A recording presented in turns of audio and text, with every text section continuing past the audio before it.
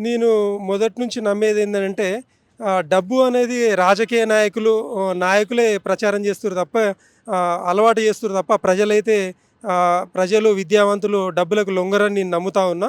మరియు అదేవిధంగా నేను చిన్నప్పటి నుండి ప్రతీది కష్టపడొచ్చిన. నా జీవితంలో ఎక్కడగిన ఫెయిల్యూర్ కాలే.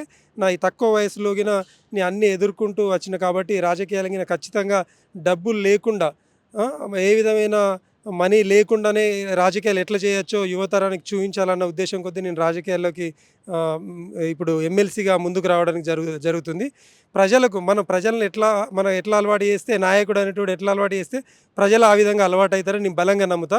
మనం ఒక కొత్త సాంప్రదాయాన్ని ముందుకెళ్ళి ఒక కొత్త సాంప్రదాయం తెరలేపి యువకులకు మధ్య తరగతి పేద విద్యార్థులు, యువకులు రాజకీయాల్లోకి ఏ విధంగా రావచ్చు అనేది ఒక రోల్ మోడల్‌గా ఉండాలనే ఉద్దేశ్యం కొద్దీ నేను రాజకీయాలకు రాదలుచుకున్నా.